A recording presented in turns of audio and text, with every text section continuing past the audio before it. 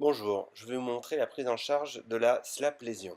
Il s'agit donc d'un homme de 24 ans est gymnaste en compétition, qui a eu des sensations de blocage et de ressaut suite à une compétition, pas d'instabilité particulière. À l'arthroscanner, on retrouvait des lésions de désinsertion du labrum de 3 heures à 9 heures, comme on peut voir sur les petites flèches.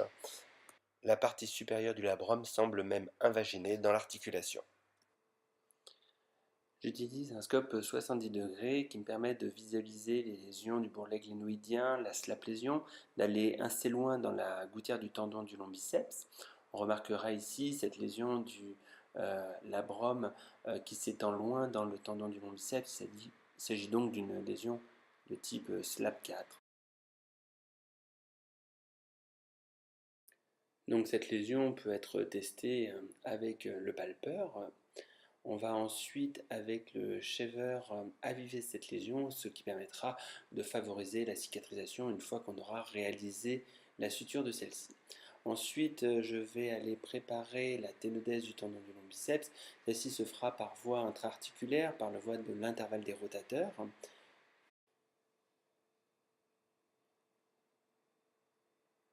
On va donc utiliser un tarot car c'est un os qui est assez résistant, donc pour éviter de casser l'encre. J'utilise une encre Parcus en pic CF. C'est du pic carboné douce à couleur noire. On peut avoir 2 ou 3 fils sur ce type d'encre, mais en fait pour une ténodèse, j'utiliserai qu'un seul fil, ce qui va me permettre de faire un double lasso loop sur un brin, car lorsque j'utilise 2 brins, des fois on a un lasso qui glisse sur l'autre et ça fait plus de nœuds, donc plus de corps étrangers dans le patient. Donc maintenant j'utilise qu'un seul fil pour faire ce double lasso loop en passant à l'intérieur de la première boucle.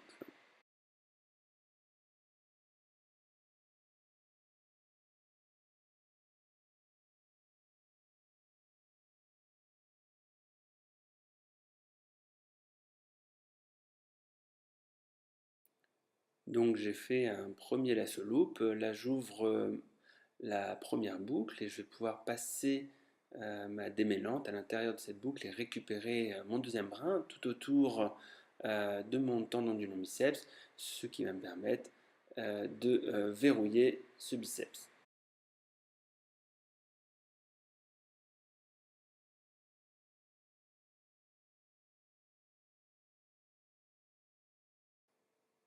On réalisera ensuite la ténotomie du tendon du long biceps à l'électrode.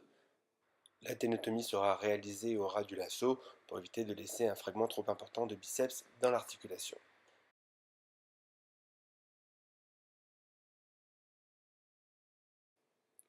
Le tendon du long biceps va immédiatement se rétracter, d'où l'intérêt de réaliser cette ténodèse sans tension excessive.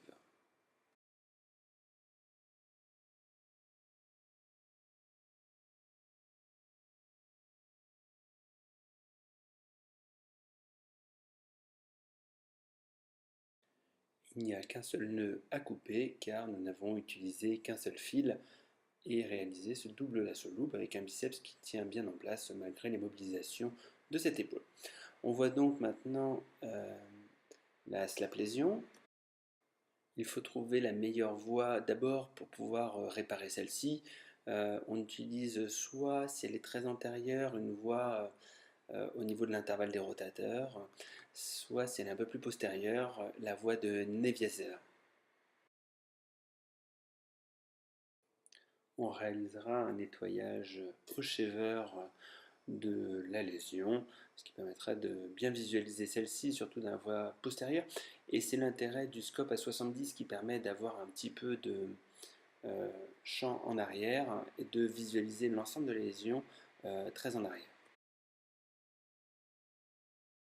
On va ensuite réinsérer la lésion, slap lésion sur des encres filaires, ce qui évite de mettre trop de matériel dans la glaine. Je n'utilise pas d'encre résorbable dans la glaine. On peut aussi utiliser des techniques knotless qui évitent d'avoir des nœuds, ce qui peut aussi être intéressant pour éviter les phénomènes de frottement sur la tête humérale, mais dans ce cas-là, j'utilise des encres filaires. Une fois les encres positionnées, on va utiliser la pince démêlante afin de passer autour du bourrelet glénoïdien pour le soutirer en bonne position.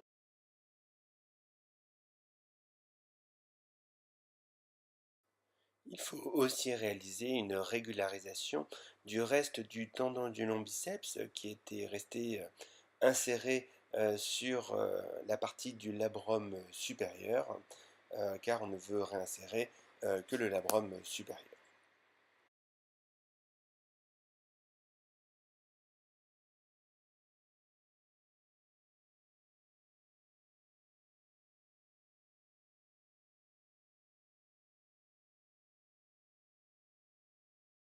Le nombre de points sera adapté bien sûr à la lésion.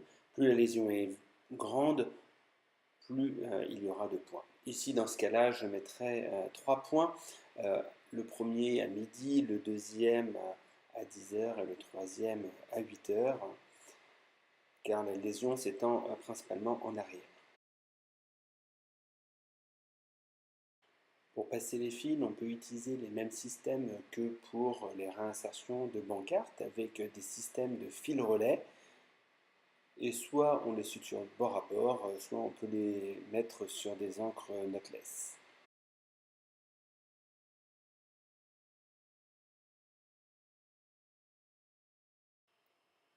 Donc là, je suis en train de faire le nœud du deuxième fil et avec le palpeur, je vais me rendre compte que j'aurai besoin d'un troisième nœud plus en arrière car la lésion s'étend jusqu'à 8 heures.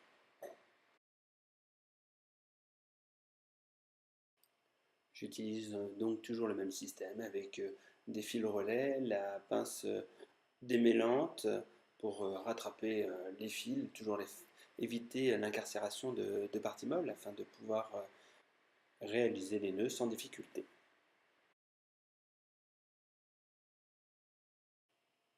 En l'absence de scope 70, je serais passé avec mon scope 30 degrés par la voie antérolatérale, alors qu'ici je suis resté toujours par cette même voie d'abord postérieure qui me donne un bon angle de vue. On repoussera ensuite les nœuds le plus loin de l'interligne articulaire pour éviter tout phénomène de frottement. Donc la vision définitive de cette slap lésion qui a été réparée en arrière, au-dessus et en avant. On voit ici le tendon du long biceps qui a été ténodésé, l'absence de rupture des tendons de la coiffe des rotateurs et d'autres lésions ligamentaires. Merci à vous d'avoir suivi cette vidéo. À bientôt.